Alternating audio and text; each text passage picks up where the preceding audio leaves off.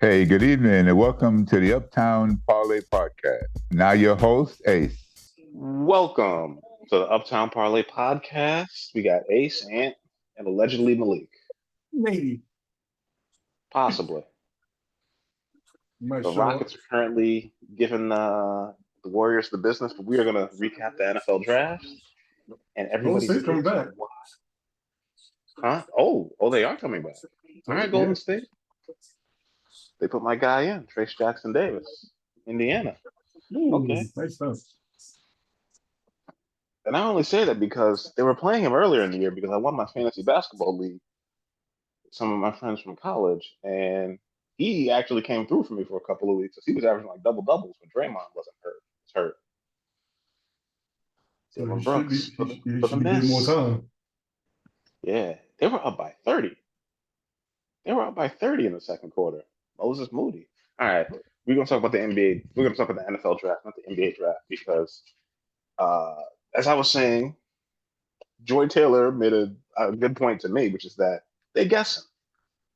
They don't really know, which is why Brock Purdy was the last person drafted and has been to the Super Bowl.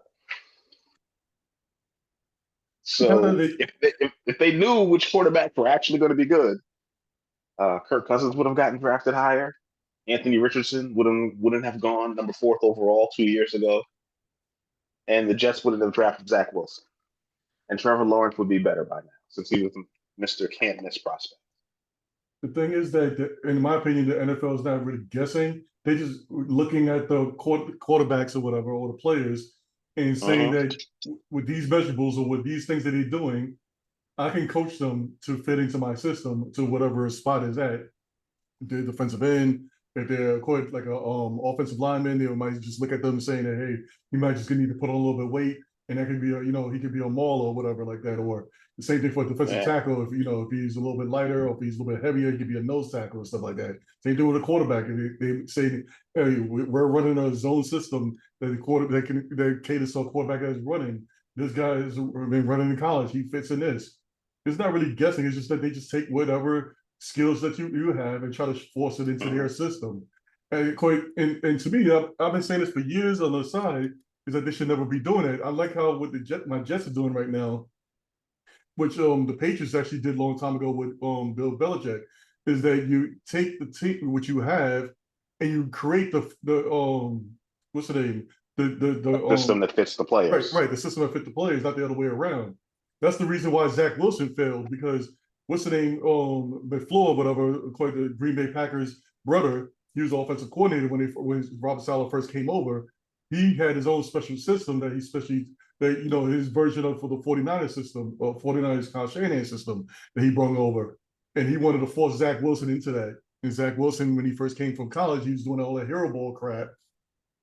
Same thing that happened also with Mark Sanchez back in the days. Mark Sanchez was doing all that hero ball thing, and I don't know if you quite remember Mark Sanchez's first year, whatever. He was actually running it in and stuff like that because he was athletic and stuff like that. Quite I do. they basically stopped him from doing that and quite slowed him down and quite forced into that system. That's all it really is, and that's the reason why Lamar Jackson is actually doing good, because Lamar Jackson didn't go to these other teams trying to force him. Oh, there's gonna be a fight. Trying to force him into the when I said a fight, I'm talking about that Golden State game for anybody who's listening. But as far as more Yeah. Lamar Jackson is concerned, if he went to say like a different team or whatever, he could have been out of the league right now because they would have tried to force him into their system with the Ravens did. They created a system that fits him. They got the backup quarterback that's basically quite his is basically a Timu version of him. I forgot the dude's name, so I'm just quite going off like that. But Oh, you're talking about Snoop Huntley, who made it to the Pro Bowl that 1 year. right, but the thing is, right, and they basically was getting the same type of quarterback. They didn't get some, and they got rid of Joe Flacco, and they changed up the whole system on that. But that's Mm-hmm. what it really is. It's not really guessing. She's going looking from the outside in. They're not really guessing. They just going by what they see. And that's the way how they build their boards too. They're going But by that's the thing. They're the people picking these players. So if they don't think if that's what I mean by guessing. If they think this guy can run their system and then they pick him and then he can't, whose fault is that except the person who designed the system and said, I want that guy to come do it. see. That's another thing I was about to go into is that they go. That's why they talk about the draft boards or whatever. And they just go by their board. They don't go by what's the name, what Mel Kiper is saying and stuff like that. We should be picking this around, whatever. They just got Oh their yeah, I board know. and they just knock down from there. They're like, okay, these players might fit my system. They take players off of their board too. That's not even. There's a lot of players that's on all these teams that's not really there on their board. You might have like the top 100 or whatever, and they put this guy fits my system. And this amount of defensive tackles. Quite might be going around this time, or whatever, because the defensive tackles are really quite higher graded or whatever. Quite perfect example. I keep going back to my Jets because I know a little more. I was upset because I know you saw it in the chat, in our private chat during that time with the first round pick. I was upset that we went after Membu because I wanted to go up to the tight end. But then I realized later on after the draft, if we went the opposite way, went to the tight end, we wouldn't have quite any tackles in the second round. That's another thing that they look at. They look at, you know what, there might be talented tackles here, but I wouldn't be able to get them in a certain round or whatever. So I got to measure up who I want to fit in certain spots and stuff like that. There's a lot of things more to it. It's not that you're just guessing, we think this guy's good. Oh, we're going to go by ESPN. We're going to put this guy here, whatever. That's us in the market as fans, whatever, especially me, because I don't really watch college football. I just go by these boards that's right there, and I just start looking at these guys and start, making my own assessments of how they play and stuff like that, going according to how the NFL games I've seen other these coaches how they played last year. But that's really it. It's quite, but her going about it just guessing, she's just going off the whatever top of the head, whatever she's going She's by. judging them by the results that the players end up getting. It's the Right, whole Brock Purdy example. It's the whole Joe Flacco example. It's the Geno Smith example. It's how Baker Mayfield turned out to be, a good quarterback, and it's Cam Newton won overall. Russell Wilson went in the third round. Russell Wilson won the Super Bowl. Cam Newton got his team there. It's like but they don't know. but the thing is that they're you got to doing the look. best they can. Another thing you got to look at too is that look at who's the teams that quite that these guys are also going really doing well. You look at the Yeah. 49ers, for example, they actually quite was building that team to fit Trey Lance. But the thing is, quite according to Trey Lance's quite good things about Trey Lance, that they make him run or he throw it, or he has a good arm or whatever like that.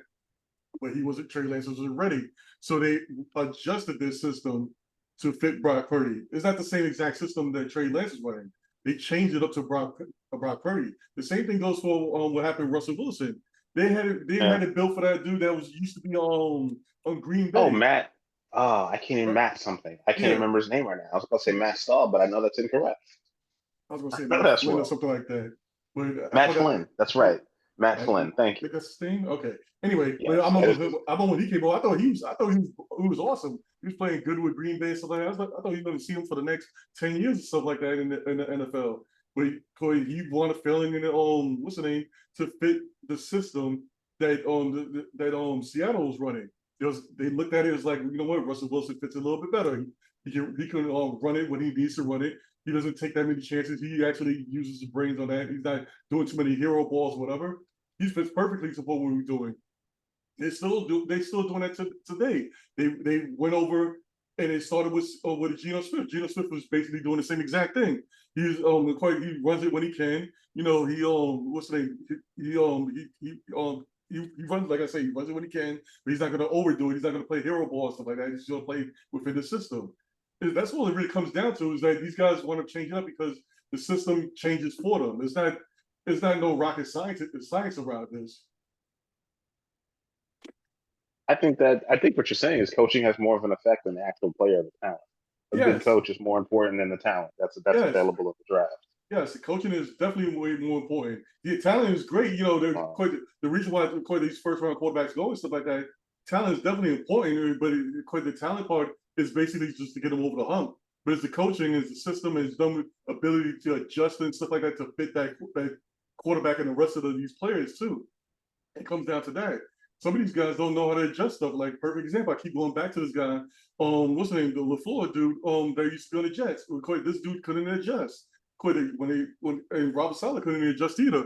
And that's the reason why they was losing and stuff like that. They try to just fit the system and have Zach Wilson do it, but Zach Wilson couldn't do it. But it's funny enough that when you took him out and you put anybody else that was on there, they actually same type of quarterbacks that they actually got, even though they didn't have the same talent as Zach Wilson, it was basically the same type of mold, and they want to playing into that system. They plug them into that system, and they start going. So I think what Joe Taylor's talking about with the guessing thing, I think she's a little bit off. It's a little bit more than that, and like I said, it fits up on the board itself. And it goes according to the board, and it goes according to what they feel that certain amount of talent will be gone at certain rounds or whatever, and how the board is going to be played. Because that's what it is. They play in the game of seeing which type of talent is going to go according to the level of the round. Who's going to end up going where? Yeah. Right.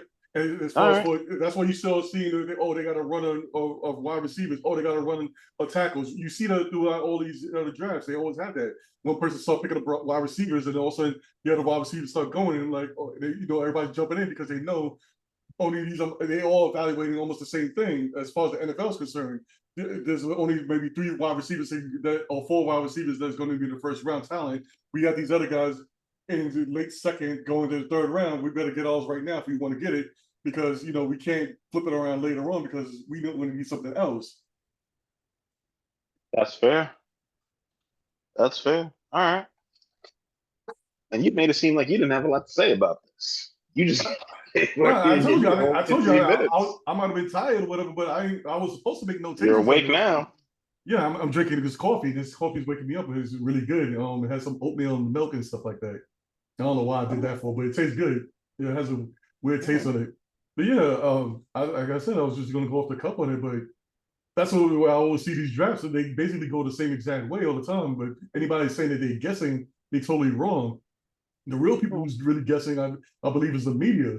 They're going by their own thing right there. I think the media is judging the talent of the players coming in, like physical traits, how tall they are, how heavy they are, how fast they run. Right. And then they take all those tests, and then they see, well, with those physical gifts, how did they apply it when they were actually playing football in college, their junior and senior season, or the last 2 years, or whenever they got the majority of their reps? They go, right. Well, this is what this guy did. He can throw. He was making these 60-yard passes. It was successful. Yada yada yada. And that's the thing when it comes to the media, is that the media can't make a board for all 32 teams. All 32 teams have different needs, and they actually have their own type of system, and they might be tweaking their system, which the media is not going to know about. So they might be like saying that, this year or last year they was going for nose tackles or whatever, but this year they're going to switch to a different type of 3-4 or 4-3, switch to like 4-3 or hybrid type of thing, and they're not going to need that. They might need like a bigger linebacker or something like that to fill in that run gap or whatever like that. It's like a whole lot of things. And the media is only adjusting for what they see as, this person's talent, this goes here, whatever like that, and they just run off of that. Teams are going to be different. That's what I was telling you before in the on what's the name? I think it was Saturday or something like that. I was like, teams, the NFL, you got to see it from the NFL perspective. That's why some of these players go in certain rounds, and you might think there's a reach or whatever, or why they falling and stuff like that. Oh no, when they draft a player who goes higher than what's expected, I assume it's because they have a need and they have these players ranked. Right. Like you said, when all of a sudden a bunch of wide receivers went off. Luther Burden, they said, was a first-round talent, right? He went to the Bears. The Bears didn't need a wide receiver. Right. But the head coach wanted a wide receiver, so they got Luther Burden.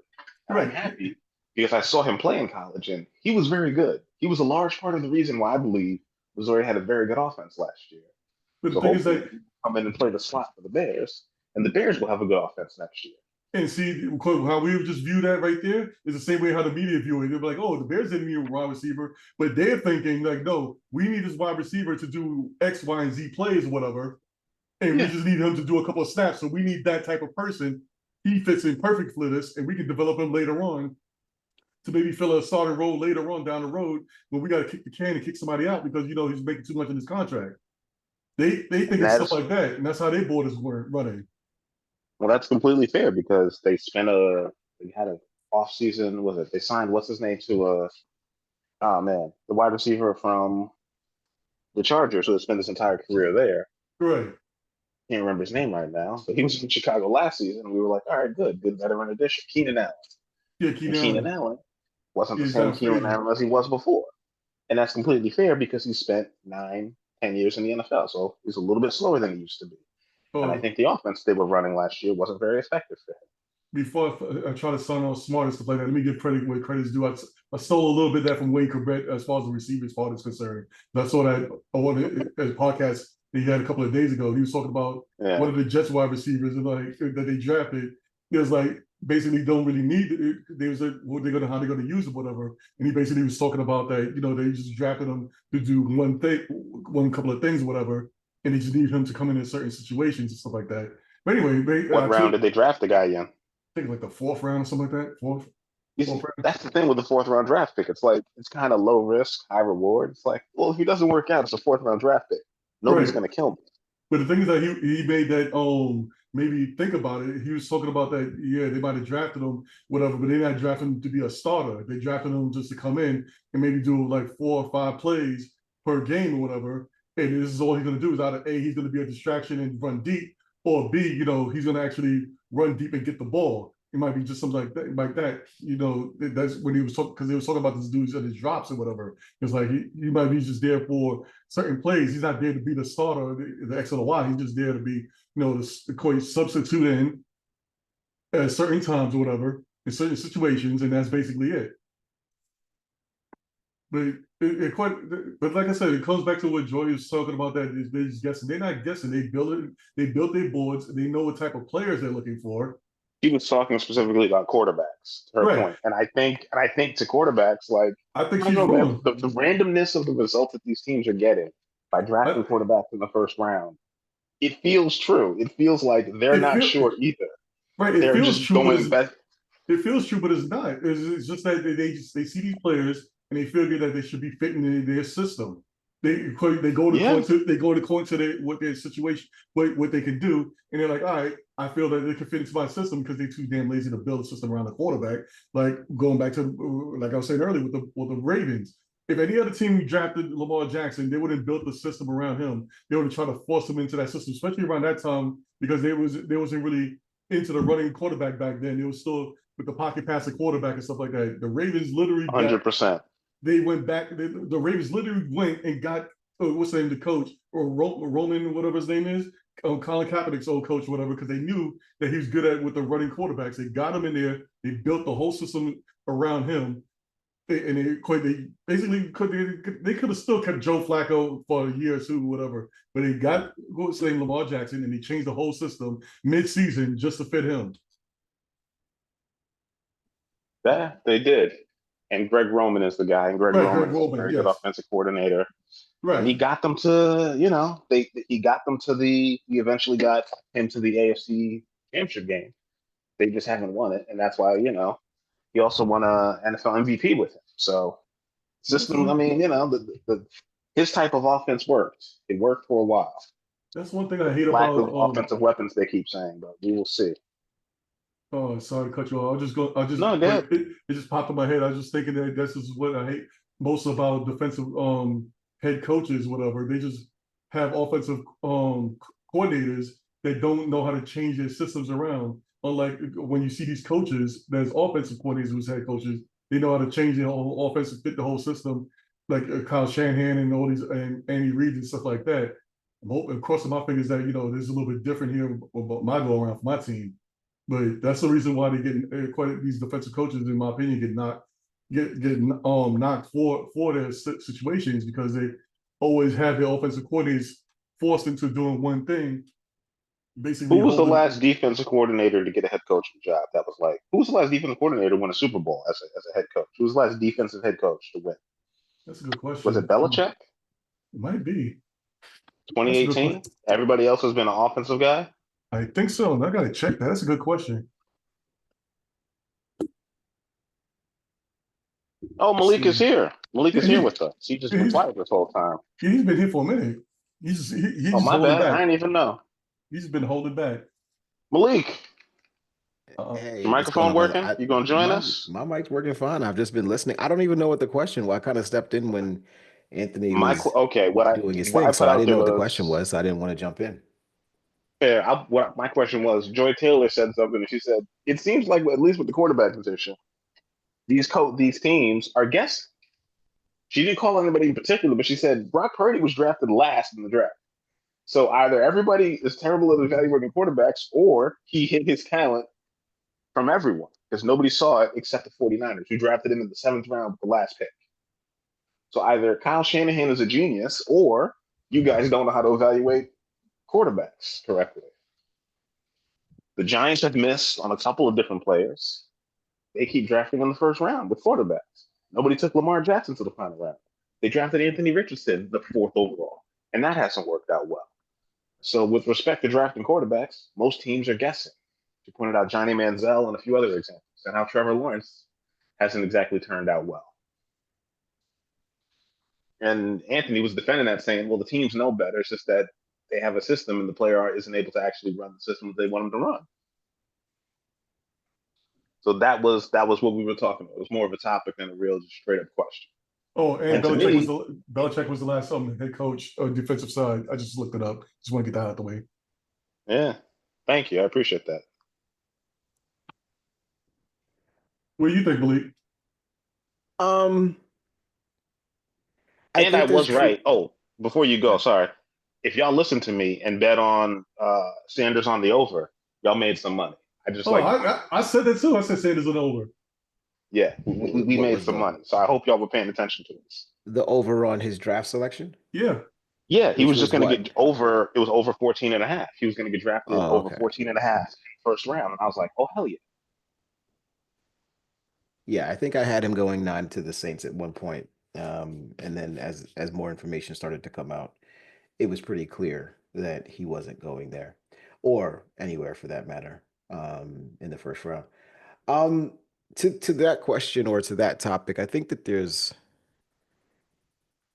one thing that I didn't hear your explanation, Ace, but I think the one thing that Anthony, you didn't mention, which I definitely believe gives credence to some degree to Joyce Taylor's point, is the pressure that teams have solely around the position. Right. There is pressure to get that position in particular correct. And there is pressure to not miss on something that you've identified or that maybe someone else has identified during the process that you've overlooked. I think by and large, and this kind of comes from conversations that I've had with people who have gone through the draft process. I've talked to a couple of people, not teams, but players that have gone through the draft process. And, by and large, the process resembles very much, a regular job interview process. It just happens to be for, a professional football team, right? And the candidates, there's a specialization around the sport that's played, right? But by and large, the decision to draft a player is just like the decision to hire an employee. It's based on, what they believe you can do based off of what they've seen of you and what they believe you can do for them. So your physical talent is one thing. How you interview is another thing, because that tells me whether or not I can coach you, I can work with you, I can see you in this locker room, in this building, being a part of this culture. And then the third part is, can I win with you? Can I find ways to develop you and develop your skill set and develop your talent in whatever capacity I see. And for 90% of the roster, that's enough, right? It's enough to do that homework. You do the homework on the player, you watch the film, you watch the tape, you talk to them in the interviews, you bring them in for the one-on-ones, and you kind of dissect them all the way down, to the minutia. And, then you're able to kind of come up with your itemized list or prioritized list of players at respective positions: defensive tackle, cornerback, defensive end, running back, whatever. But with every other position in the league, there is very little pressure to get that right, because hitting on a running back in a draft like Jameer Gibbs, like Bijan Robinson, like Ashton Genty, even Saquon Barkley for that matter, hitting on a running back in the draft for the team that drafts them does not necessarily mean that the next 10, 12, it doesn't necessarily set your organization on the right path for the next 10, 12 years. It doesn't do anything to build the profile of your team and your organization. We haven't seen it yet, especially over the last 20 plus years in the NFL. And so, whether you hit on a running back or you don't, it's probably a 4 to 5 year thing. And the fortunes of your team are going to be centered around the quarterback. So, you can do all the evaluation you want and not believe that Shador Sanders or Brock Purdy or Dylan Gabriel or any one of these guys is the next guy. But you have the enormous pressure of grabbing one and of accumulating and acquiring as many as you possibly can, because if you miss on quarterback, it's your job. And if you hit, the next 12 years of your life could be set. And so that's the thing that I think where Joy Taylor's kind of right in that sense, where even if I don't want to draft a quarterback, even if I don't want to draft a Brock Purdy in the seventh round, even if I don't want to draft a Shador Sanders, I can't risk the potential that he hits and I didn't get him. I can't risk the potential that Brock Purdy becomes, the next Joe Montana and we all miss the boat, because we saw what happened with Tom Brady. And Tom Brady is the shining example of what I'm talking about. His drafting and his ascension to becoming the quote unquote GOAT of the NFL is a spit in the face of 31 other franchises in the NFL. And it led to 20 years of dominance from him, from his team, from his organization. And there are more quarterbacks, more success stories coming out of those types of situations. No one wants to be on the butt end of that. Nobody wants to be, sorry to say this, no one wants to be the Jets. No one wants to be the Bills. No one wants to be the Dolphins when that guy hits. Everybody wants to be the Patriots. Everybody wants to be the Kansas City Chiefs. And no matter how many times I have to draft a quarterback to do it, I'm going to do it, even if everything, all of my evaluations and all of my, my interviews and everything screams that he's not the guy. I still might just do it because off of a whim and off of a guess, because I just don't know. This could be the lottery ticket that takes me and my family to the next level, that takes this organization to the next level, and sets us up for life. Everyone's looking for that guy, and that's why every quarterback gets elevated to the top. That's why every quarterback is the topic of conversation in every single draft. And that's why Shador Sanders was the topic of conversation for 3 days of the draft. Because no matter how much teams were pretty much saying that they didn't believe in his ability, the rest of the world was giving them shit for it. And they eventually had no choice but to go ahead and select him, because in the event that he was to hit, no one wants to be the one sitting. No, the Cleveland Browns could not be sitting on the outside saying, hey, we passed on this guy. We drafted Dylan Gabriel. We signed Kenny Pickett. And this guy comes in and he does amazing things. So there is guesswork in it. But I think it's in particular, I think after all of that, there is the flip of the coin, the um, the shot in the dark. And I think you do that with the quarterback position because of how potentially volatile that selection can be for your team and your organization. Right. I was just wondering too. You think that's the reason why? What the GMs basically say in the background that you got to draft one every year, type of thing. That saying goes around. That Well, draft a quarterback every year. that's yeah, I think that's exactly why. Because the theory is until you have one, you need to take one every year until you get one. Because Just keep once you drafting the have one, quarterback. Yeah, or just keep acquiring quarterbacks until you get one. Because once you have one, then you don't need to get another one.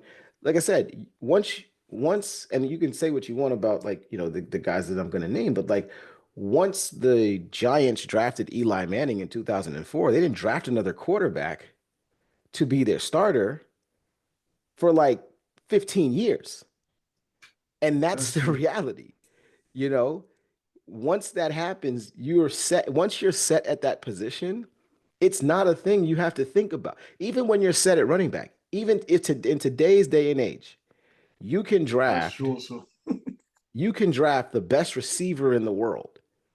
You may very well be looking for another receiver 2 years from now. One, because you have multiple receivers on the field, but two, because maybe you don't want to pay that guy $35 million a year. But if you have a quarterback, you'll gladly, as we've seen this, you will gladly pay the franchise quarterback whatever his number is because he's the franchise quarterback. So yes, that's true. everyone's looking for a quarterback.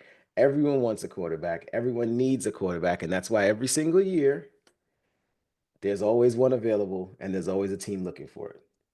So and Even so in yeah. crappy year. Yeah. And so yeah, at some point in time, like you just have to. I think to Joy Taylor's point is if we feel like we've done the work on every other position, there just becomes a point where the value of that lottery ticket is worth it. And then the fifth round, 144th pick, yeah, let's go ahead and do it. It's not worth it in the first pick. It's not worth it on the fifth pick. It's not worth it on the 35th pick or the 54th pick. I can still fill up holes and fill needs on my team with that. But at 144, I have no more picks in the draft. It's my last pick of the draft. Because again, that's the other thing. Like that was Cleveland's last pick of the draft. They didn't have any more picks after that. Actually, they did. They had two picks, but they moved up to Well, get they them. traded it in the move up to get to Right. 144. Right. So as I'm saying, once they made that trade and made that move up to 144, that was it for them. This was the mark for the end of their draft weekend. And so at this point, it's hey, let's go ahead and take him because if he's great, at least he's on our team. And the So, last thing they wanted to see is have him be great and and be playing for the Pittsburgh Steelers or some other team that will then hold them down for the next 20 years. I just It's want to ask. scary. The I just want Steelers to ask have been y'all. holding them down for the past 20 years. And again, for the next 20, because they had, and guess why? And why were they holding them down for the past 20? They Because had a they had Ben quarterback. Roethlisberger. Yeah. And you had Tim Couch. I do want to ask y'all this since we bring it up Shador. I just want to just go. I just want to just throw this out here and get y'all take on it. What I feel that basically happened in this draft with him. Everybody, I'm just going back from what happened in the beginning of January and stuff like that. There was a reports that he had Giants cleats. He was also tossing into the Malik Neighbors. I think the team that was supposed to draft him was the New York Giants, and I think they basically told other teams don't draft me type of thing. But the thing is that it all screwed up at the end when he basically came in for that interview, and the Giants head coach Brian Dable was upset because he didn't come prepared. It's just, in my opinion, the way he came into the Giants facility is like saying one of your sons came to my job. Like say if I had owned the company or whatever, and one of your sons came for a job interview at my place, but we've been cool for all this time and stuff like that. And he just showed up and like, yeah, I'm cool with these guys. I know I'm going to get this job. Whatever is whatever. And he just bombed the interview like that because him and me is cool. Whatever. I came around Christmas time type of situation. I'm just throwing that out there. I came around Christmas time with that that type of level. But he bombed that, thinking that he's going to get drafted by the Giants at some point or whatever. And he basically told the other teams, "Don't draft me, whatever." That's how they came off at. And so the other teams was basically, "You know what? We're not going to draft you." And then since he fucked up with the Giants, he fell down to the fifth. And that's when Cleveland's owner not the GM and the coach. Cleveland's owner was like, you know what, we're quite, he had that same type of thing that you was talking about, Malik.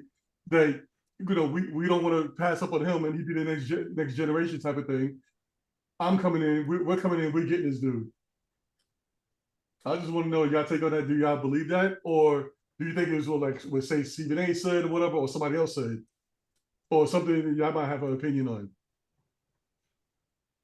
Malik, you want to go first? You want me to go first? Yeah, you can go first. All right.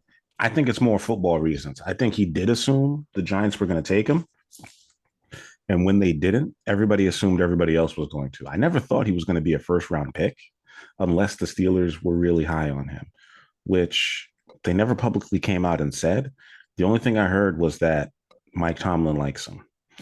And I'd like to point out, I thought the Steelers hadn't taken a quarterback at all, but that's not true. They took Will Howard, who won the national championship last year, who played at TCU, in the 6th round. So a round after Shador went, they took a quarterback because they even realized if Rodgers decides to retire and not play for them, we need to have a backup plan. So their backup plan is a 23-year-old rookie, 23 or 24-year-old rookie who played 5 years of college football, or 41-year-old Aaron Rodgers. But to answer your question, Ant, I thought he was going to get drafted in the 2nd or 3rd round by a team that saw him as a possible starter. By him going in the 5th, what this tells me is nobody who evaluated him was high on him or thought positively based on his attitude, and he wasn't a surefire pick.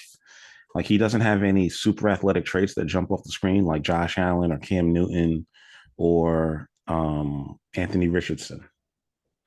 Or for that matter, even a Josh Rosen who convinced everybody I'm tall, I can run, I'm athletic, and I got a super strong arm.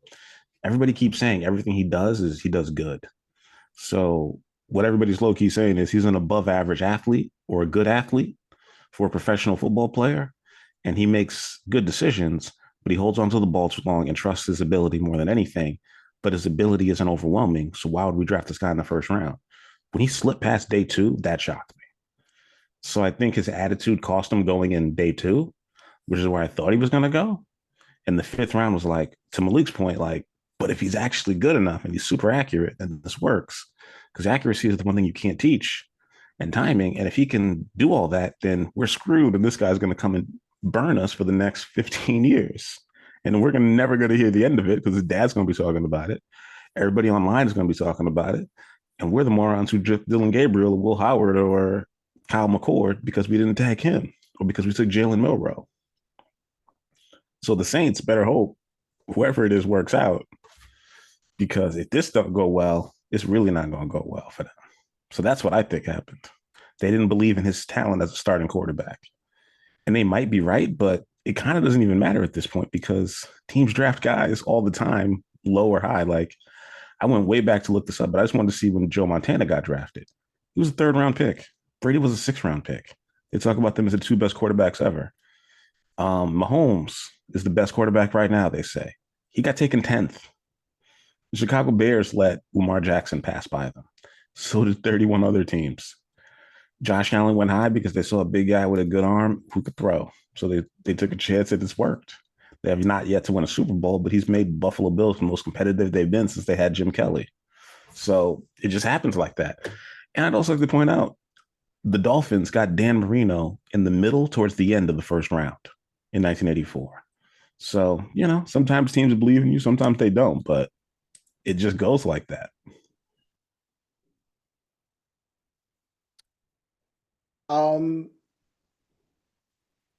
I think there was football reasons. And I think the reason why he fell out of the 1st round was football reasons. There's inherent value in drafting a quarterback in the 1st round, one of them being the fact that you have, the 5th round option for a 1st round pick. The other one being that, again, when you get a quarterback you're getting a quarterback in the 1st round, kind of sets the table for the rest of the draft for you. If you're a quarterback needy team and you get a quarterback in the 1st round, it sets the table for you for the remainder of the draft. meaning like if you're a quarterback needy team and when, the Steelers a few years ago are a quarterback needy team, Ben Roethlisberger has just retired. You don't know where the team is going, and everybody's looking in that draft. Everybody's looking for them to get the quarterback. Now they may have other plans, right? They may have other guys that they want to get, other players that they're looking for, so on and so forth. But once they get Kenny Pickett, then they can really focus on the remainder of their draft because they need the quarterback, right? So all these quarterback needy teams, the Browns, the Titans, the Saints, if you want to say they were quarterback needy, the Pittsburgh Steelers, all of them coming into there would have been able to just this is why he was projected because it would have been justifiably it would have made justifiable sense if any one of those teams would have drafted him in the first round. And so if they believed that he was a first round talent, and from a football perspective, he's a first round player. The thing that the him dropping to the fifth round, and I firmly started to believe this. If the Browns don't go up and get him, I think he doesn't get drafted personally. Yeah, I thought the same thing. And the two You don't think the word Steelers take him in the sixth? No, I no. think no team was going to take him Oh. if the Browns didn't take him. And I say that, Ace, because of two words. I think the first round has to do with football skills and abilities. They didn't believe he was a first round talent. They didn't believe he was a starter, day one starter worth, making that pick and committing that potential fifth round of money, fifth round option to him.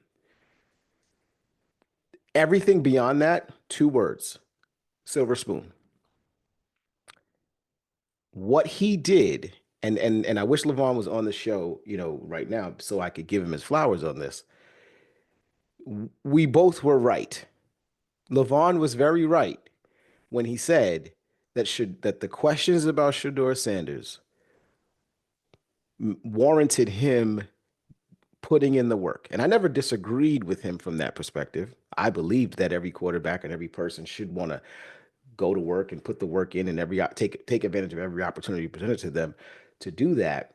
But the fact that he didn't put in the work and the fact that, to Anthony's point, he didn't do well in those interviews and all of those things, and the fact that he felt a sense of entitlement and you can even hear it in the way he speaks now. It's a sense of, I know I'm good enough. I know that I'm going to be selected. I know that I'm going to be drafted, and I know that I'm great. And so I don't have to prove myself to any of you. You have my tape. You know who my dad is. You know where I come from. I am the star of this draft process. And so I don't have to do that. Plus, I'm already rich. Yeah. I've already got 2 years worth of NIL deals that I've been signing. I've already got my, was it Gatorade or endorsements? I've already got those before I Add to that? became up. And he had daddy's money. No. Forget his father's money. He's already owned his own money just from being the starting quarterback of Colorado, right? And being good there. Yeah, He took a team that had one win before they got there and took them to 4 wins and then took them to 9 wins, which is tremendous. And the weird part to me is the only people who got drafted from that school were him, Travis Hunter, and the other 2 receivers. They didn't draft an offensive lineman. They didn't draft a defensive player. They didn't draft Shiloh. Yeah, the only people who got drafted were, he's an undrafted free agent. I don't know where he's signed. UDFA. The only people who got drafted were the quarterback and 3 receivers, which really says a lot about what they think the talent level of that team was and their ability to play professional football. Yeah, and I think for the most part that was and right. He didn't want to prove it. Offensive lineman, right? He didn't feel he had to prove it. And they said, no, you do though, because you're not that good. You're not Anthony Richardson. You're not Cam Newton. You do have to prove it because you're not that guy. And at least and not to us. that's why I mean by silver spoon, right? Because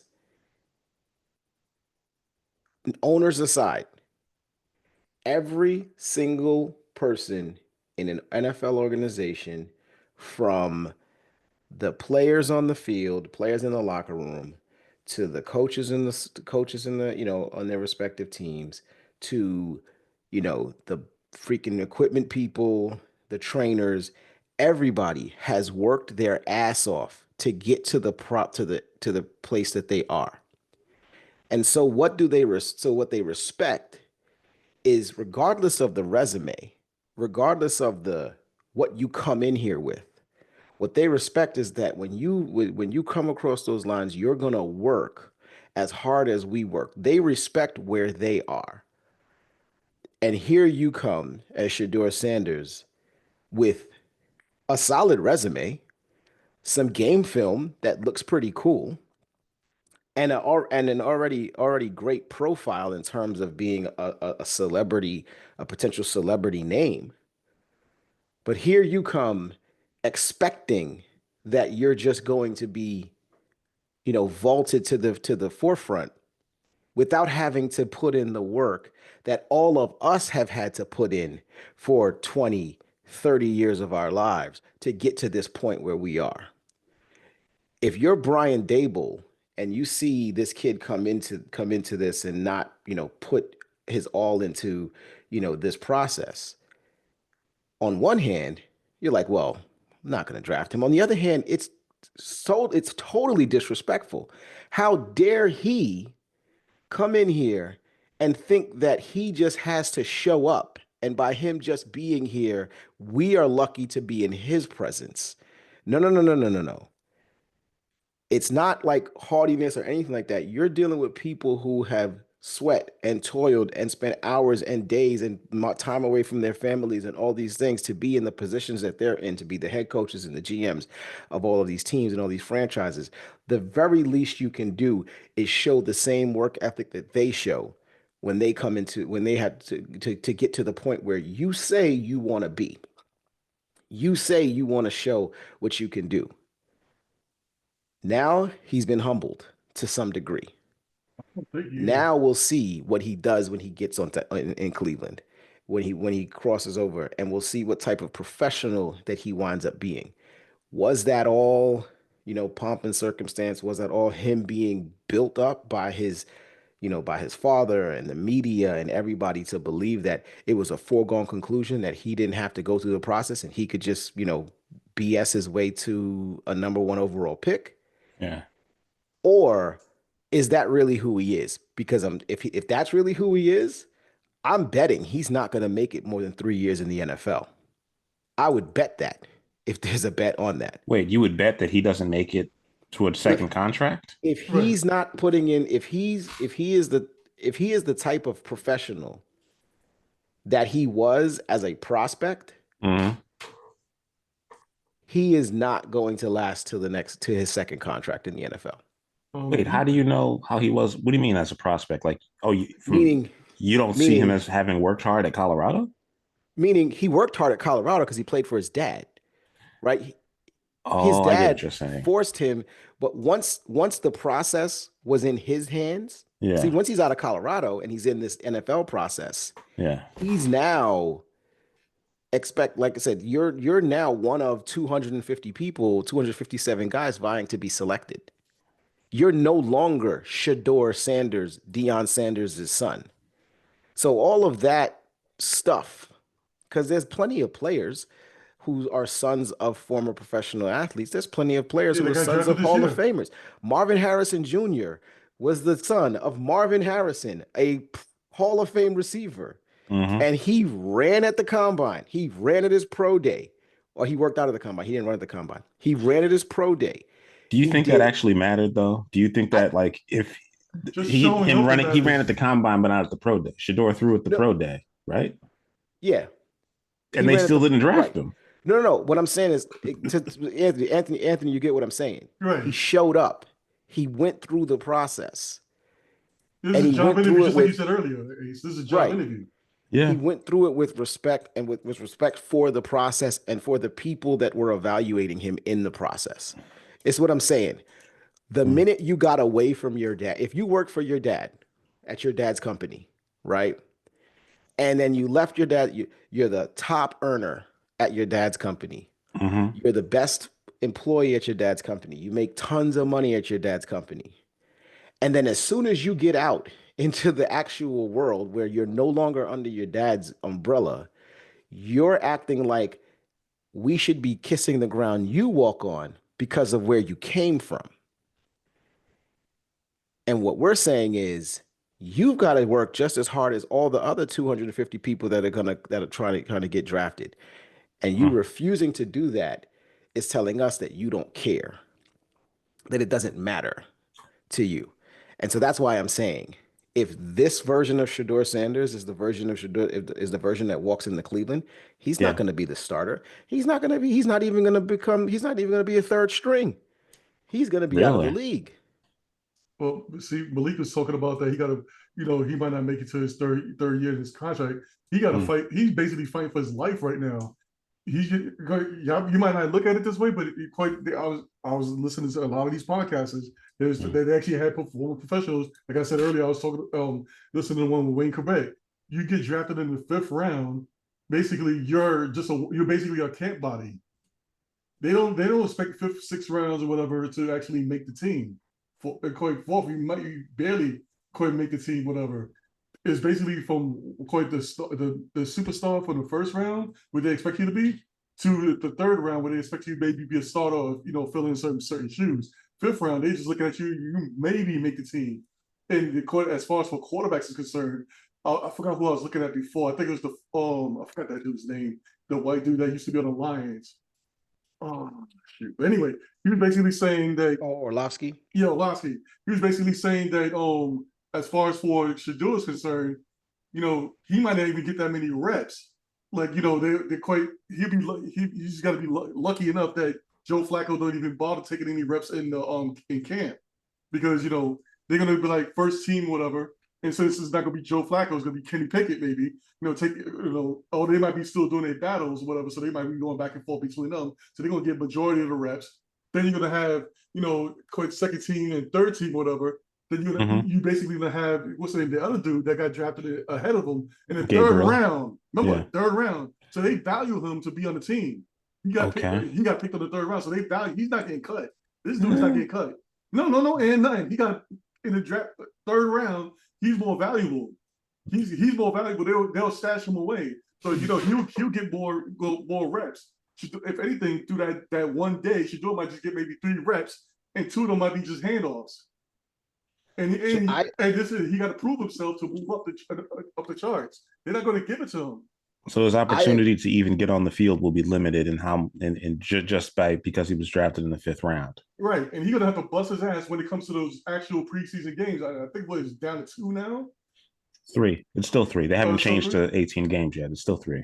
And you might see him at the 4th quarter, whatever, coming in. Especially in that 3rd game, we might barely see him. I agree with that in a traditional sense, but something that has been mentioned about Shador since the drafting leads me to believe that it may be different. One, it's Cleveland. What do we really expect from the other 3 quarterbacks on this team? But 2, the owner. It sounds like the owner was instrumental in that selection in that pick. Right, the owner making that pick. in that one. We all 3 of us agree on that one. The owner definitely stepped in that one. So yeah, at the end of the day, if I own the team and I don't see anything special from the other 3 guys that are on this roster, Kenny Pickett, Joe Flacco, Dylan Gabriel. Right, I'm pressing the red button. Exactly. I'm making the call to say, hey, why don't we put this kid on the field? Why don't we make something happen? I brought this kid in. I signed this kid to, a contract because you're a 5th-round pick. So you have a contract. Like they will be signing you to some sort of a contract at some point in time. That doesn't mean that the contract is guaranteed or anything along those lines, but you will be signing a deal because you were drafted. It's not like you're a UDFA, right? So you're signing a contract and you're going to be on this roster. And unless there is a definitive reason to keep you off the field, if I'm the owner and I drafted you, I have the clout to call down to Stefanski and say, hey, get this kid on the field because Joe Flacco is not playing well. Kenny Pickett's trash. And Dylan Gabriel is, He's like my height. So guess what? I want to get this kid out here to play. There's a way, there's still a way, since how the NFL changed it, there's actually a way to keep all these quarterbacks and not get rid of anybody. Remember that special rule, we can basically keep a player as for the emergency quarterback situation. That's how I think they're going to stash him. But you can see from the first round, I know in my heart of hearts that Cleveland was basically quite building up for next year to get their quarterback. What's his name? Dylan Gable or whatever was just basically a throw-in pick that they wanted to get to put him in as far as for developmental and see what he got. But they wasn't planning to get no quarterback. You could definitely see it. They was looking for next year, all those quarterbacks that's coming out. And they made a perfect trade with a perfect team within the Jaguars, so they can actually get that extra first round pick that might be way close to the top. But yeah, that was definitely an owner stepping in. Can I say that I think that was the dumbest thing? People talk about. I think it was the dumbest thing they could have possibly done. Oh yeah, I agree with you on that one. Was bad trading. Trade. Yeah, bad trade. I would have kept what's name. I would have kept Hunter. I'll put it this way, Ace. I'm only making that trade if I talk to the owner and I have a stamped, signed guarantee that I will be here next year. Mm-hmm. Oh, trading for Watson? No, making the trade in the draft, trading away Travis Hunter, trading away the number 2 pick and getting rid of the number 2 pick and getting Travis Hunter. Yeah, but they traded back because they didn't want him. No. That's the GM and coach situation. Yeah, they made that. The GM and the coach for New England, right? They made that decision together. Right, and they can be fired tomorrow together too next year. Because they wanted the offensive lineman, right? Even though they didn't help with their offense. Cleveland wanted. Oh, Cleveland. I'm sorry. I'm talking about Cleveland. Cleveland wanted Cam Ward. Yeah, and once he wasn't available, they were like, we'll just go to the next player that we have, number 2, and it's not Travis Hunter. We don't want him to play receiver for us. Cleveland decided to punt it to next year as soon as they couldn't get Cam Ward. What Schefter? I can't remember. It was Schefter or somebody else. I think it was Rappaport maybe. What they said was they've been working on this trade, the structure of this trade with Jacksonville for some weeks. Yeah. Jacksonville wanted Hunter. Jacksonville wanted the 2nd pick to get Hunter. And Cleveland was holding off on making that in the event that Cam Ward, Tennessee made the decision to go with Abdul Carter, for instance, and selected Cam Ward was available. So once Cam Ward was no longer available, they traded to Jacksonville. Jacksonville said, "Okay, we're ready to make the deal. Let's make the deal and let's go up." It was Jacksonville deciding to come up to 2. Yeah. And Cleveland deciding to go back to 5. What I'm saying is, if I'm Cleveland, I'm not making that trade unless I know that when I go 2-15 next year, I'm not getting fired. Right.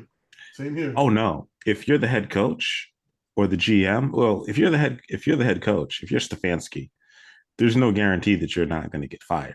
Exactly, which is why I'm taking the second. Stefanski's not in charge of making the pick. And the GM it's Andrew is. Berry. It's Andrew Berry. And that's why I'm saying, Yeah. If I'm Andrew Berry, I better have assurances that my team that I'm not going to get fired after a 2-15 season, because otherwise I'm taking the best player on everybody's draft board. I'm taking Travis Hunter, and I'm telling Kevin Stefanski, make the most of it. Do what you got to do. Get us 9 wins with this kid. I don't give a damn how you do it. Just get us 9 wins with this kid. Yeah. Because next year is everything. See, this is why I said the Giants made the smartest decision that you could possibly make. Mm-hmm. Russell Wilson can win you some games. He's already shown you that he can win you some games. So they've got Russell Wilson.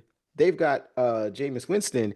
At the very least, they've assured themselves that they're going to give themselves a fighting chance in next season's regular season. But that just assures the coach that he gets to stay. If they want to get better and they want to get a quarterback, and it turns out not to be Jackson Dart, great name, but I got to be honest. I'm surprised they went back in the draft to go get him. We don't even know if he's going to play this year. If Russell Wilson is actually great all season, we won't even see the kid. That's a great thing. Why? But we'll play. The thing is, look at the structure here. You can actually float all 3 of them throughout the whole season to keep you up and down. You could put in Russell Wilson at first, when he starts fucking up, he starts falling off, and Yeah. you put in Jameis Wilson. He's obviously gonna come in, make that spark, whatever. Then if he falls off, then you can put in Jackson Dart at the end because you're not gonna make the playoffs. Give the fans some hope, whatever. But if you evaluate him not being good, to Malik's point, they can just go into next year. Not only they'll have their jobs because nobody's going to be talking about that because they're going to be talking about, hey, they did really good, whatever. They have they had a better win total than last year. They can actually still they can still use the draft picks and get a better quarterback next year. Worst case scenario for the Giants, in my opinion, is Russell Wilson making them good enough to be what the Cincinnati Bengals were this year, the best team to not make the playoffs. Exactly. If they go 9-8 and you don't get fired, that's great. But there's no way you're going to get your quarterback next season. No, maybe you don't have to worry about that. That's why you draft Dart. Right. This is what we're talking about. We're basically talking about that. We're trying to save our jobs. But Dart still has to work out. So you just get fired later. Right. Exactly.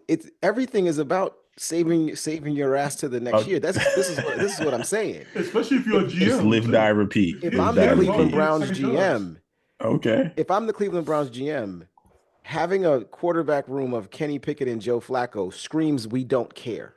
Mm-hmm. It screams we're ready to tank. That's what it tells the world. Okay. It tells everybody we don't plan on being good. But what if they are? The problem is they're not. Let me pose it to you like this: the odds are, I'll give you the odds for who will take the first snap for the Cleveland Browns. Kenny Pickett plus, everybody's plus, by the way. Deshaun Watson is plus 1,800. I don't even think he's going to be healthy until next April. He's not going to be on the team. He's never going to see that. Oh no, he has to be on the team. He's never going to wear this jersey. No, they're trying to get rid of his ass. They're moving on. I don't know who they're going to trade him to, but they're not trading shit. They're going to $60 million more in 2 more years. Correct? They're dumping his ass. Yeah, something like that. He has $70 million more to get paid, but I can't imagine he'll be on the team until he gets his last check. Dylan Gabriel is plus 650. Old Joe Flacco, who is 40 years old, is plus 450. Stop this old Joe Flacco thing. We were talking about this earlier. Stop this old Joe Flacco thing because he's younger than Aaron Rodgers. But Rodgers isn't on this team. I know, but the way you talk about him, like he should be the senior citizen on. He's cooked as a professional NFL quarterback. He is cooked. He cannot play NFL football. Anyway, that's a different topic. Let's go back to what we were talking about. Sorry about that. Okay, but Malik, they have 2 rookies. If one of those rookies actually turns out to be good enough, then they found their quarterback, but we're not sure because the rest of the team isn't really that good. My whole point is to say. So what do we do now? He's talking about saving their jobs. That's what he's talking about. The Cleveland guys might be gone next year. They both Fancy and what's name might be gone. And I forgot that coach from the Dallas Cowboys last year. He might be the coach there this year. I mean, next year. And here's the thing, Ace. Because he's just sitting out there. And here's the thing, Ace. You can still draft Dylan Gabriel in the 3rd round if that's what you really want to do. It's your business. It's whatever, right? Mm-hmm. Travis Hunter could save your job. Mm-hmm. He absolutely could save your job. Oh, and by getting face of the franchise, a defensive lineman, it won't. Mason Graham doesn't save your job unless he's Lawrence Taylor. Like that's it. Unless he's Aaron Donald. He doesn't save your job. He doesn't make you seem like you're a genius. You already got Myles Garrett, so they can't double team the kid. Well, I was gonna say he just can't. But drafting Mason Graham alone, it's very smart. It's very astute. Yes, you can still go 5-12 next year, and no one would be surprised by it. But if you go 5-12 and you have the reigning Rookie of the Year, and you have a no doubt Rookie of the Year franchise player in your receiver position, and you tried it at quarterback. You drafted Dylan Gabriel. You gave Joe Flacco a shot. You gave all these guys a shot, and you're still 5-12, and you have the number 1 overall pick. You can say, well, look, we got that right. We've got Myles Garrett on one side. We've got Travis Hunter on the other side. And let us go get Arch Manning. You know what, Malik? Okay. Malik Ace, I'm guaranteed this right now. If Hunter becomes Rookie of the Year on both offensive and defensive Rookie of the Year, Cleveland's duo is going to be fired no matter what the hell they do. Wait, do you think that's possible? Yes. Because they're going to play them on both sides. You believe that? Yes. Okay. Yes. Yeah, I've been Because playing on both I sides. look, I no, I truly believe at least for the first year they're going to do it. I think for at least for the first year they're going to try it. They're going to try it. Look again. Right. It's about Travis Hunter. Look, the way that guy did you see the like Travis Hunter introduction Yes, interview, No, yes. the conference. hmm no. So you saw it. Ace, he talked about this kid like he was the second coming of Jesus. hmm Okay? I'm seriously telling you that.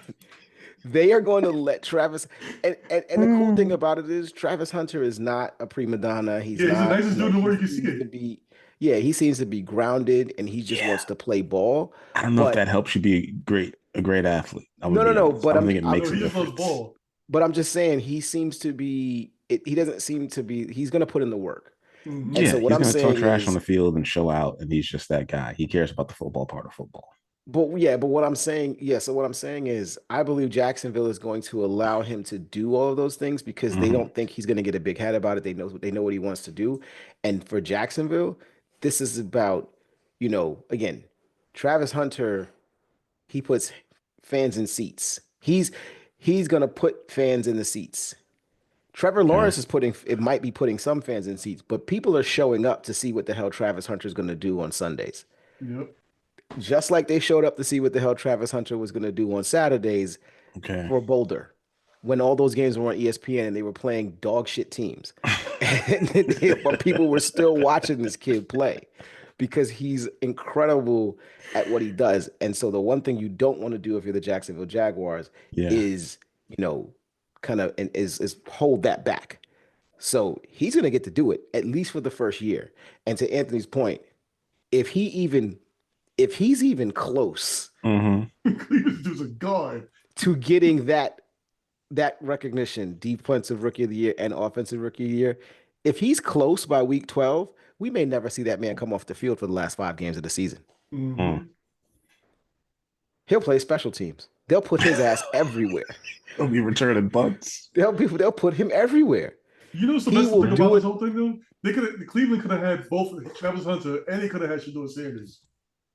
Yes. Yes, they could have. They could have reunited them. Yes. It would have been They could Boulder have. Midwest. But I'm pretty sure that most people thought, and this is just the last thing on Shador. I'm pretty sure that most people thought that Travis did more for Shador than Shador did for Travis. Oh, hmm oh, oh, hell yeah.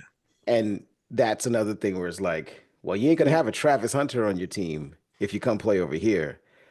You haven't Right. showed us that you could do anything else other than pass to that guy. And I'm just The thinking about it. Travis Hunter's going to have what's the name? What's the name dude from Jacksonville? Yeah, he's gonna have a better quarterback. Yeah, way better quarterback. Shit. He's gonna worst have a part to me about the Cleveland Browns draft, forget Shador Sanders. He was the last person that they drafted. He was the last draft pick they had. They didn't have a fifth. They didn't have a 6th round pick or a 7th round pick. They didn't draft a wide receiver, not one. They drafted Quinshawn Judkins in the 2nd round, and they drafted Harold Fannin Jr. in the 3rd round before they took Dylan Gabriel, the tight end from Bowling Green. Shout out Maction. So if this team is to improve offensively and Shador doesn't play, that means that Joe Flacco is throwing passes to the same guys he was throwing passes to 2 years ago when he was on the team. Well, Jerry Judy wasn't on the team 2 years ago. Oh, I'm sorry. And we saw how well that worked out last year. Well, he did. So He actually had a good season. Jerry Judy is their number 1 receiver who had 1,200 yards and 4 touchdowns.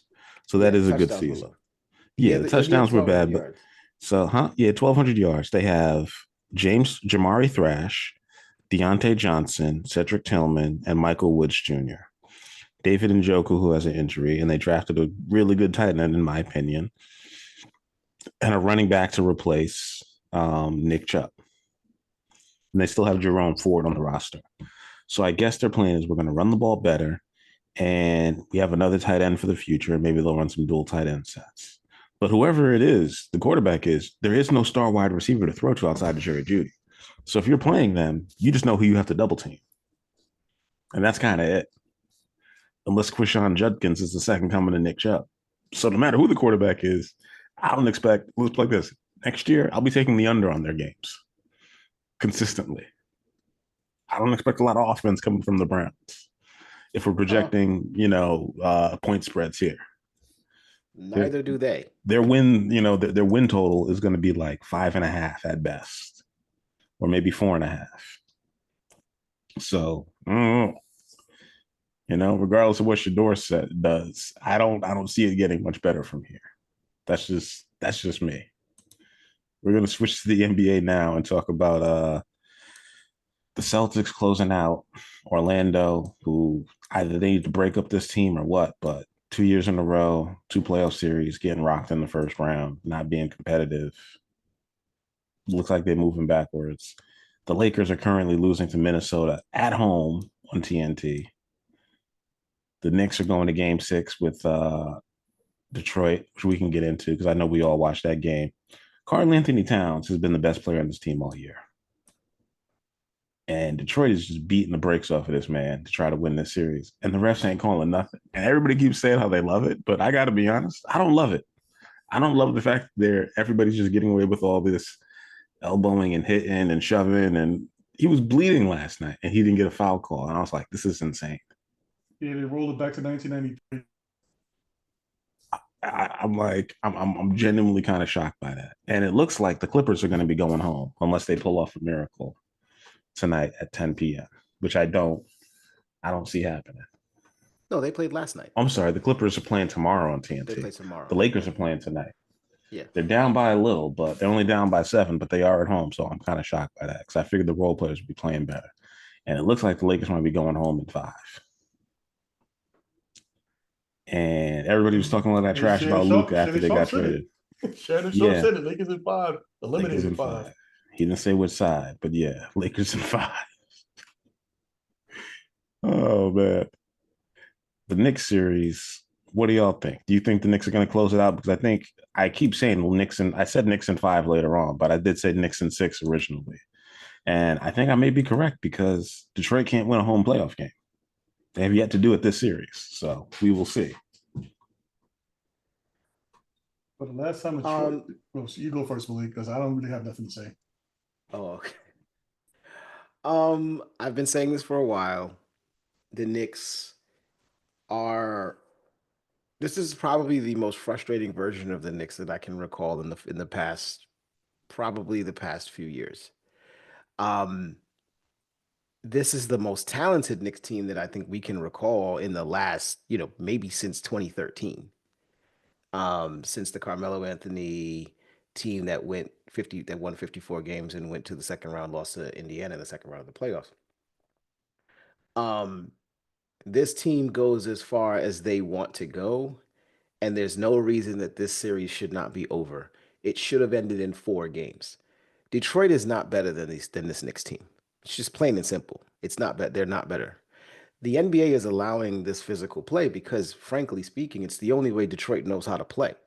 It's the only way Detroit knows how to win, is by playing it this way and mucking the game up and making it dirty just because they don't have the talent that other teams in this playoffs have. I mean, they're more talented than Orlando, and I mean, they're not. I don't even think they're more talented than a healthy Orlando, honestly, but they're more talented than Miami. That's about it. So, are the Knicks going to win? I wouldn't. I don't know what the line is. Maybe we should look at the line to see what The the Knicks line are looks getting like. 2 points or 1.5. 1.5 on MGM, 2 on FanDuel and You said getting, so they're plus 2.5. The Knicks are plus 2 even, or Okay. plus 1.5. So Depending on the book. So yeah, that's over under 212.5. I'm gonna take the under heavy. Yeah, it's kind of ridiculous to me. I would say this, man. Look, if the Knicks don't win this series, it's all on them. They have lost 2 games thus far, and they have not been beaten by a team that's better than them. Tibbs They gets have fired. lost to a team. What's that? Tibbs gets fired if they don't win. He absolutely gets fired. They've been beaten by a team that's inferior to them. And if you lose to this team, it is not because they played well or they were even. No. It's because you played down to the level of your competition. You did not show up in game 5. Look, So you say what you want about the end of the game, stuff that happened with Brunson and Hart both getting hurt, them not getting into the game, and Tibbs not wanting to call the timeout, so on and so forth. That's a microcosm of a game they were flat all game. Detroit not shooting the ball well, that was standard for them. The Knicks not shooting the ball well, that's not a good thing. The Knicks were like the number 3 offense in the NBA. We're not talking about a team that's supposed to have bad shooting nights. You know why Detroit has a bad shooting night? They Because the can't guy shoot. they're depending on is Malik Beasley. They're depending on Malik Beasley, Tim Hardaway Jr., Tobias Harris. These are the guys they depend on. If either one of those 3 guys that I mentioned scored 20 points on the Knicks, you know what we'd be doing? We'd be asking what happened to the guys in front of them. That's what we'd be asking. Why is Tim Hardaway playing 30 minutes? Because what happened to Mikal Bridges? Because Mikal Bridges is better than Tim Hardaway. Yes. So this is what I mean. When Detroit sucks on offense, nobody's shocked because they're not a good offensive team. If Cade Cunningham isn't scoring if the Knicks were losing, if we were heading to game 6 and Cade Cunningham was averaging 40 points a night and dishing 50, if he was doing what Giannis did in that Bucks Pacers series, I would be giving it up to him. I would be shouting him out on this show. I would be praising him and being like, yo, he's giving the Knicks the business. He's doing his thing. And much props to him. He's not having a great series. He had No, one he's great not. game, game 2. He's not Yeah. having a great series. This is all about the Knicks not playing up to their potential. This is all about Tibbs not getting the most out of this team and these guys not playing to the level that they're supposed to be playing to. Mm. I said this before the series. The Knicks should win this game, should win this series relatively easily. If they don't, Tibbs is gone, and he should be. If you win in 6, is that winning it easily? Like if the Knicks come into game 6 tomorrow and just beat them by 10, 12 points, and it's not close in the fourth quarter because they finally get a lead and hold on to one, does that show like some kind of improvement? No, it just shows they just showed up. They No, exactly. It shows that they finally came to play against So this they're team. okay, sorry. They finally came to play. It shows that they finally showed the hell up. When are the real Knicks going to show up for a full 48-minute game? So it hasn't happened yet. I assume they're going to get out of the first round. I live in Massachusetts. I work in the Boston area. I gotta have hope that they can beat Boston. But to keep it realistic, Boston's point differential on the season on a 61 win team is 9 points a game. Every win they've had, with the exception of I think one against Orlando, was pretty much that. Orlando was a playing team though. The Knicks won 10 more games in Orlando, and they had the 3rd best point differential in the East. Similar, like 0.2 points better than Denver did. And everybody thinks Denver was underachieving, considering they have, the best player in the league and 2 really good role players or star role players in Aaron Gordon and, Jamal Murray. The Knicks, what? Hey, Malik, I'm just going to keep it real with y'all. Yeah. I barely watch any basketball, but for that last game that I saw with the Knicks, if they show up in Boston like that, if they actually make it there, it's going to be a second-round knockout. That's the Knicks team that shows up. Oh, is that good enough though? I'll take it a step further, Ed. If they show up the way that they showed up last night against Boston, they're losing like Memphis did to OKC.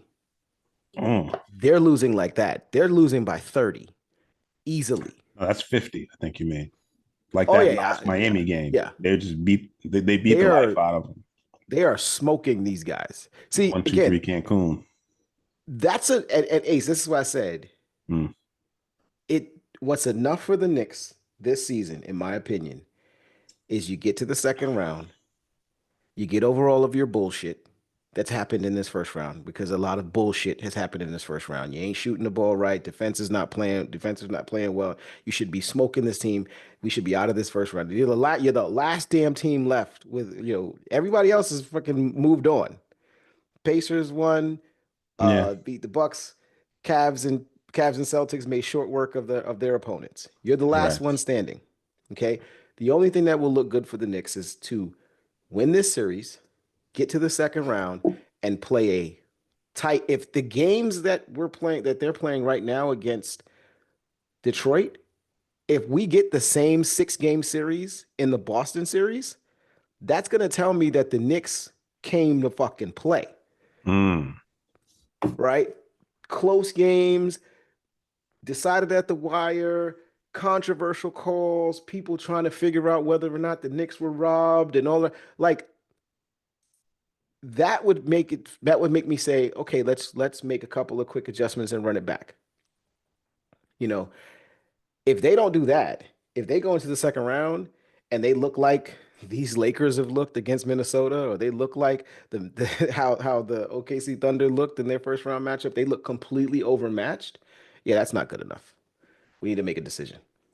I don't think they've beaten either Boston or Cleveland No. 0 and since 13.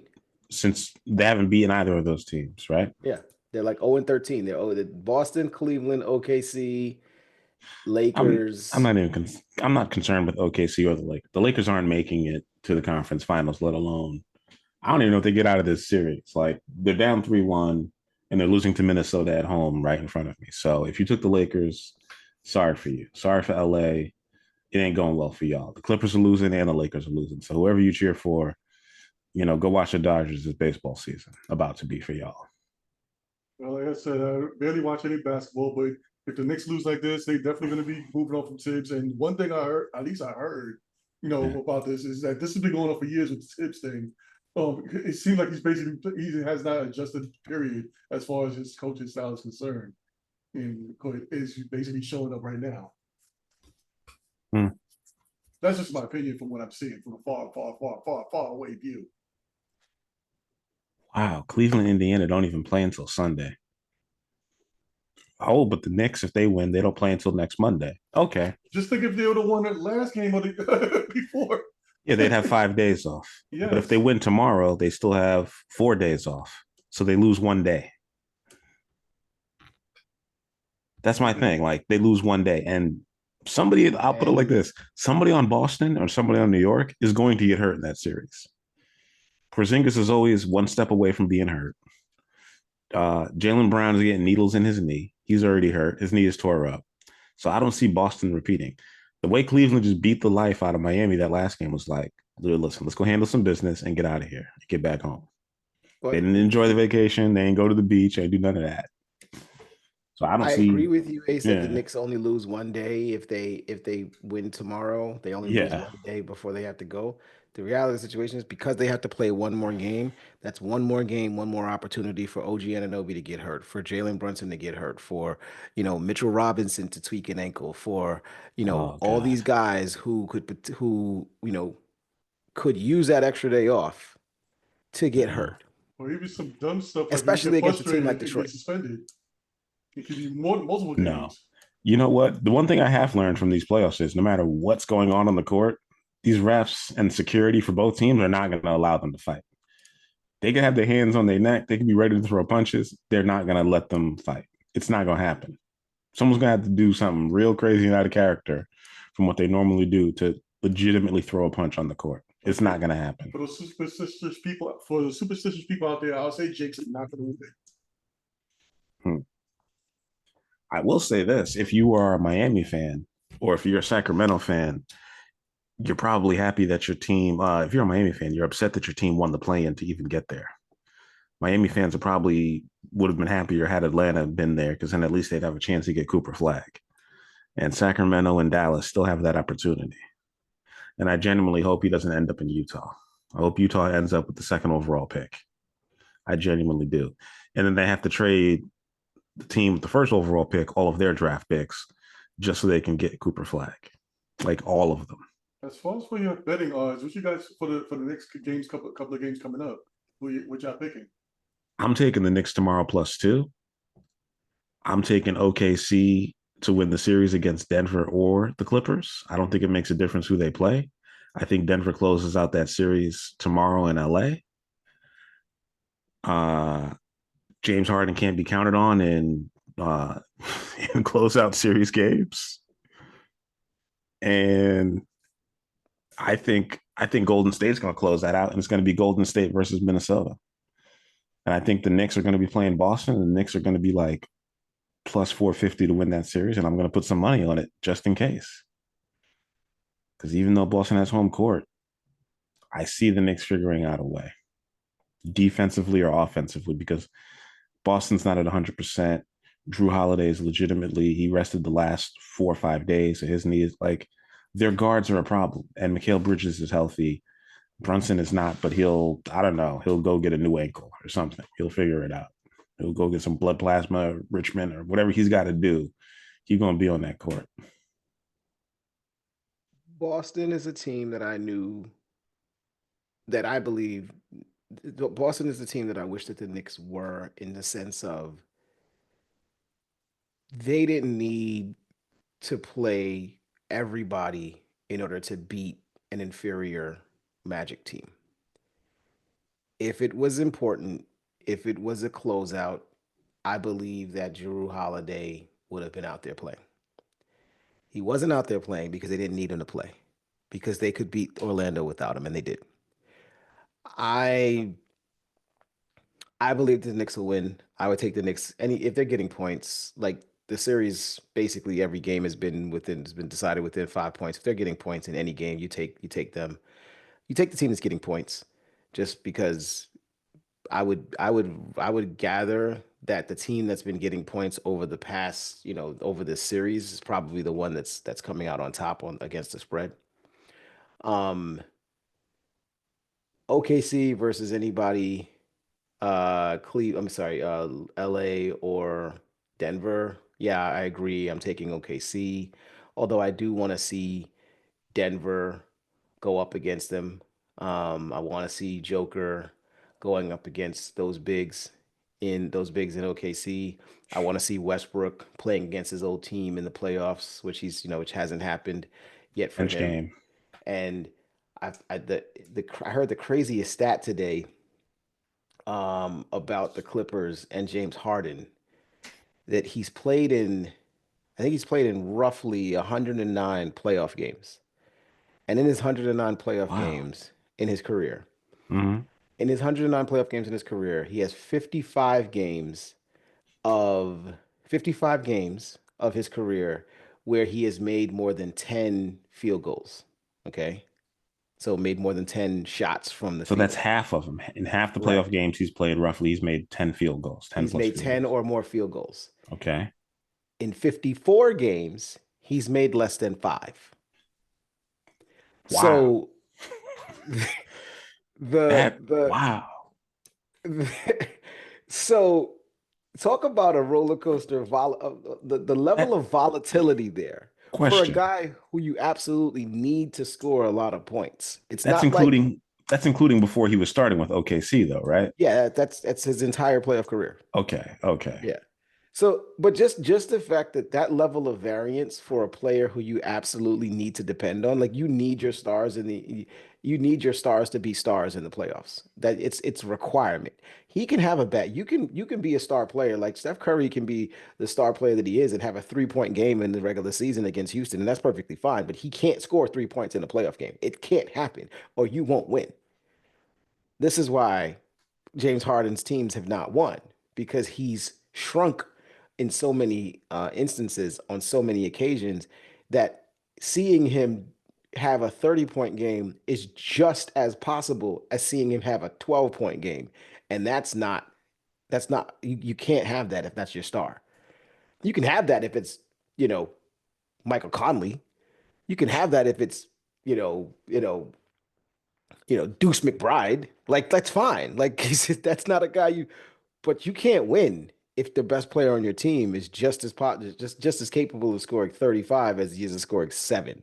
Like that's not cool. That's Yeah. not going to happen. So I can't pick the Clippers in good faith. Whatever Denver's getting or giving this week, they're going to be at home too, right? So yeah, I'm going Denver all the way. All right. I will say this. James Harden has been in the league since, wow, a very long time. James Harden has been in the league since 2009. He has scored 27,000 points in his career. And what you're telling me is in the playoffs, and I'm just going to look at it since Houston and OKC on, he would come off the bench and get 15, 20 points for them.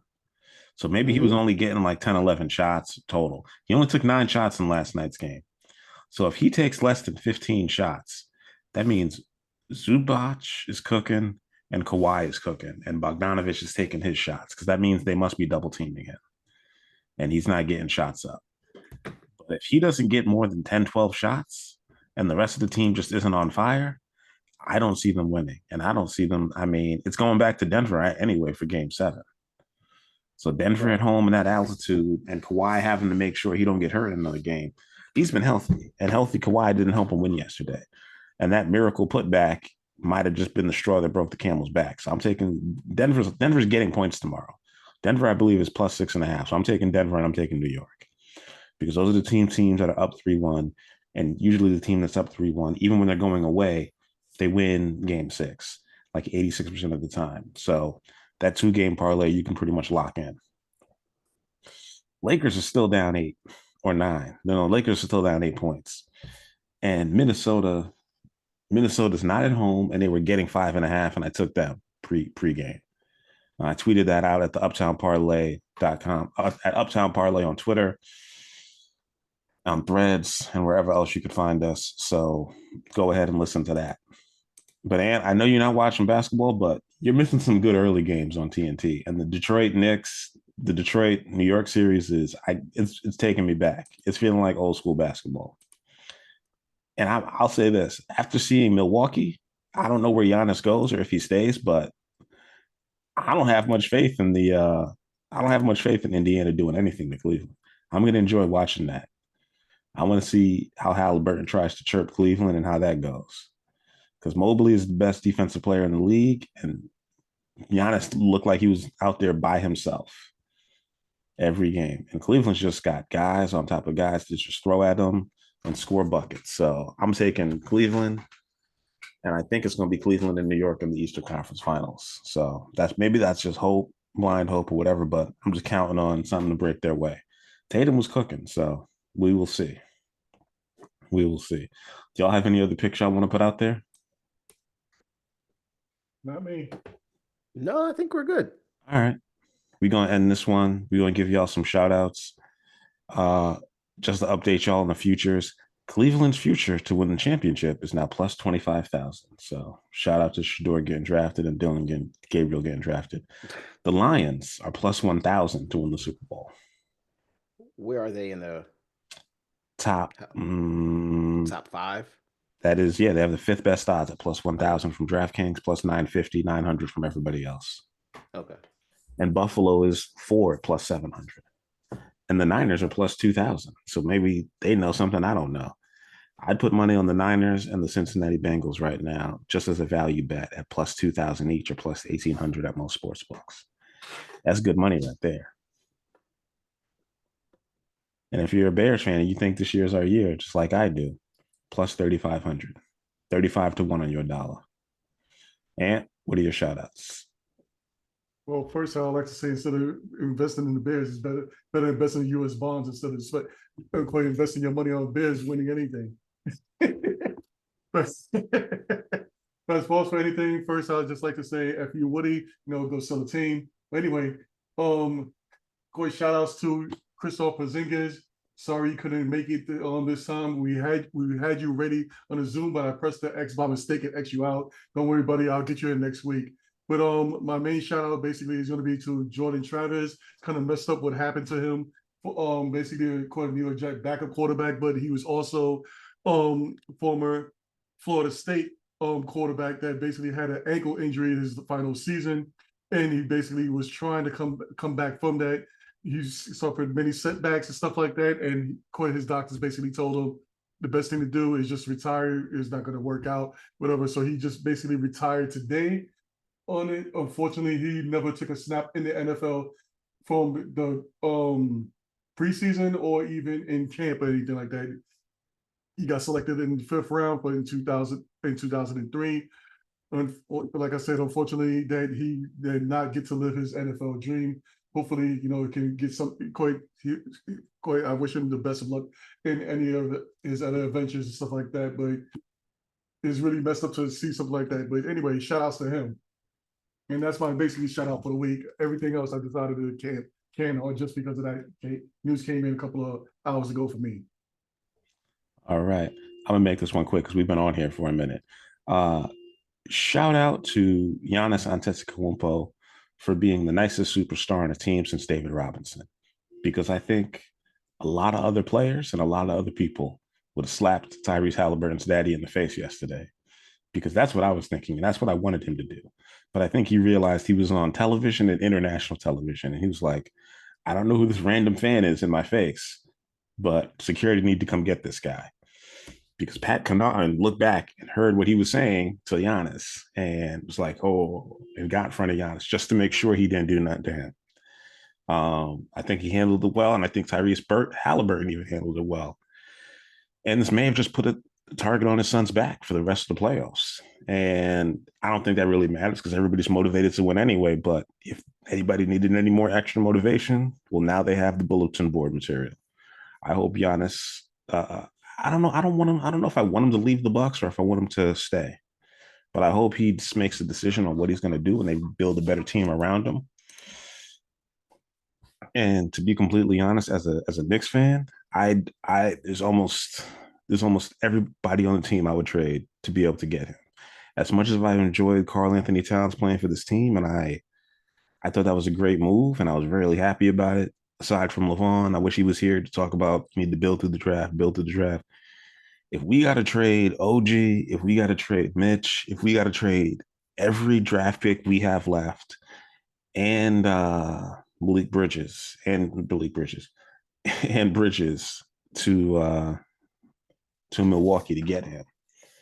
We got to do what we got to do. If we got to trade Towns, we got to do what we got to do. You can't pay everybody, and the man's about to make $60-something million. It's hard to find good role players, and somehow Milwaukee couldn't do it. So hopefully he figures it out there. But if the Knicks can make a move to get him, do what you got to do. Make it work. And shout out to the Yankees for being good. And shout out to the Winnipeg Jets for entertaining me in hockey. I've watched a couple of their games late, and they're actually really good. What's up, Malik?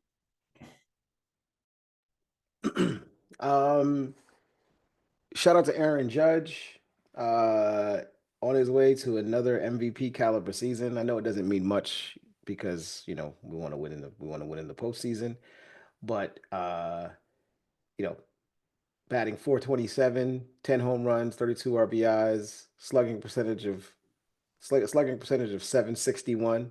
Like this is ridiculous what he's doing right now.